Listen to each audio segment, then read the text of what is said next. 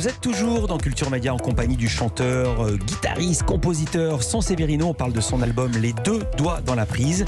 Et on va mieux vous connaître grâce au portrait pré-fame de Lisa Marie Marquez, le portrait de notre célébrité avant sa célébrité. Bonjour Lisa Marie. Bonjour Philippe, bonjour Son Severino. Ouais, bonjour. Vous êtes le maître dans l'art du swing manouche, mais pas que. Vous savez surprendre votre public et vous êtes le chroniqueur moqueur de nos vies depuis près de 20 ans. Mais comment en êtes-vous arrivé là? On va rembobiner et revenir sur ce qui vous est arrivé avant d'être célèbre. Son Severino, racontez votre vie. C'est d'abord commencer par votre enfance aux quatre coins du monde. Votre papa travaille alors dans l'industrie du papier, il construit des usines et vous suivez vos parents partout, en Bulgarie, au Mexique, en Nouvelle-Zélande. Une enfance extraordinaire avec tout de même un port d'attache en France, Fontenay-sous-Bois, en banlieue parisienne. Ouais, exact, oui, c'est vrai. Mais vous alliez en classe en Nouvelle-Zélande? En Bulgarie? Oui. Non, en Nouvelle-Zélande, c'est ma maman qui me faisait les classes par correspondance avec un organisme qui envoie les cours là. Et puis en Bulgarie, je me rappelle, c'était mon instit de CP qui nous envoyait du courrier avec des. Donc j'ai fait ça. Mais ma spécialité, c'était quand même de quitter l'école au mois de mai et d'y revenir en novembre. Ça, j'adorais ça. Belle spécialité. Votre éducation musicale est forcément influencée par les musiques des pays où vous vivez avec vos parents. Mais en famille, dans la voiture, on écoute François de Guelt, notamment Le ciel, le soleil et la mer.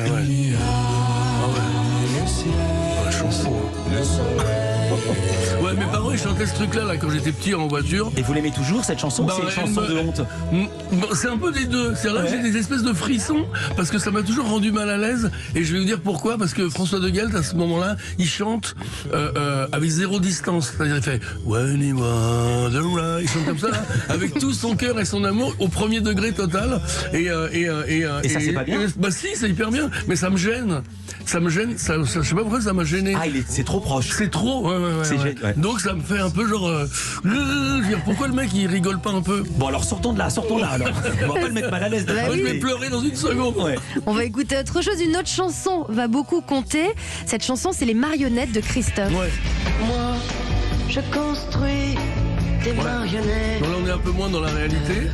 C'est un peu plus romancé, même si c'est vrai, même si l'histoire est vraie. Et ça, quand j'étais môme, ma famille me demandait de chanter ce truc-là parce que je sais pas, j'avais dû repérer le refrain, donc je savais chanter que le refrain. Mais c'était un peu, tu sais, dans des familles, il y a toujours un petit ours qui fait le con. Le petit singe savant. Le petit singe savant, oui, un singe, pas un ours.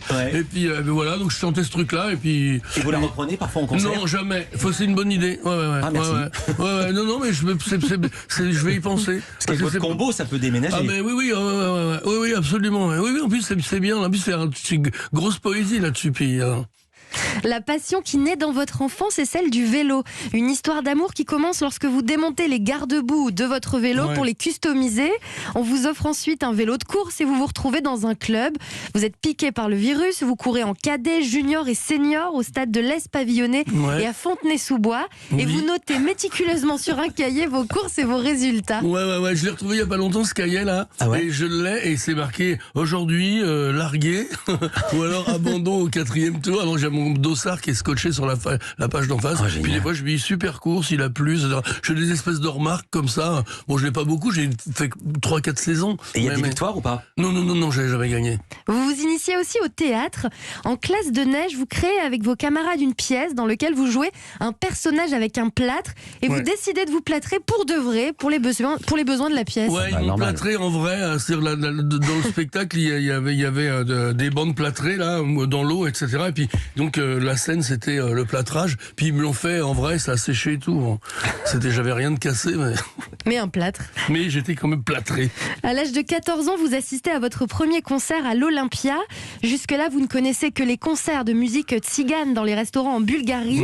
Et là, vous découvrez sur scène Eddie Mitchell. C'est une révélation.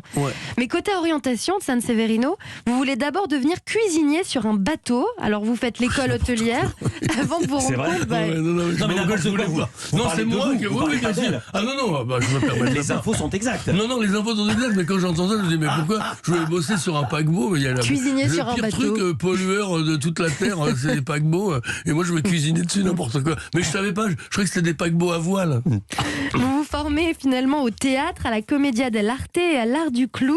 Ouais. Vous commencez par des spectacles de rue avec la compagnie des frères Tamouille. Ouais. Parfois, vous jouez aussi dans des EHPAD. C'est comme ça qu'un jour, en pleine représentation de Poil de carotte, vous entendez un monsieur, un résident dans le public qui dit « C'est une bonne pièce, mais avec les mauvais artistes ». Ouais, exact. Ouais. Je venais pour remplacer un comédien et j'allais voir le spectacle avant et je m'assieds à côté de gens qui étaient tous des gens de l'EHPAD.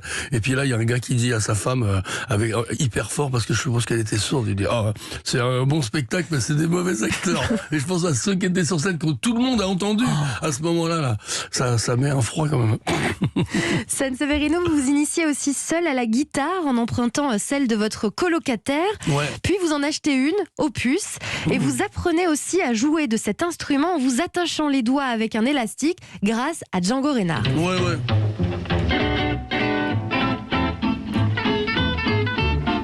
Ah, ça c'est Django qu'on entend, je précise. Ouais.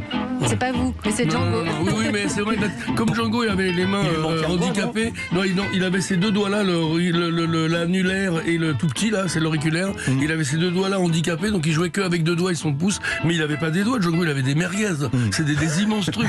Alors, je dis pas que c'était plus facile, mais donc la technique quand on travaille le swing, c'est de s'attacher les deux doigts avec les élastiques pour avoir exactement le même phrasé que lui, et il y en a qui y arrivent très bien. La musique vous attire de plus en plus, vous suivez les tournées de Michel Fugain, vous devenez roadie, vous êtes technicien, ce qui vous fait découvrir les coulisses du métier. Puis vous créez alors le groupe Les Voleurs de Poules et vous faites vos classes dans les bars. Plus de 500 concerts en 5 ans. Vous mettez en application ce que vous avez appris dans l'art de rue, l'importance du contact total avec le public. Enfin, Sanseverino, vous écrivez votre premier album, Le Tango des gens. Des textes percutants qui collent à votre personnalité déjantée. L'épopée Sanseverino commence alors avec votre poésie, votre gouaille et votre énergie contagieuse. La suite, on la connaît et moi, je m'arrête là. Et c'est bravo, pas mal, non? Oui, c'est un espèce de résumé de ma vie. En fait, il n'y a pas besoin d'écrire un livre sur sa vie, ça tient en une page des fois. Moi, j'en ai trois quand même. Et les EHPAD, ce qu'il raconte sur les EHPAD dans la chanson, je n'en veux pas. Mais c'est monstrueux. Vous voulez que je vous lise ça? Mais il n'y a que lui qui peut écrire ça. Il termine le dernier couplet de Je n'en veux pas, ça termine. Je cours tout nu, la teub à l'air, je cherche une guitare en revolver, ceinturée par des infirmiers qui m'attachent devant BFM TV, une soupe de légumes, une compote, chambre en carrelage, moi qui grelotte, mourir tout seul, pyjama crade, abandonné dans un EHPAD. Ce type est fou, vous restez avec nous, Sanseverino. Culture Média continue, à tout de suite.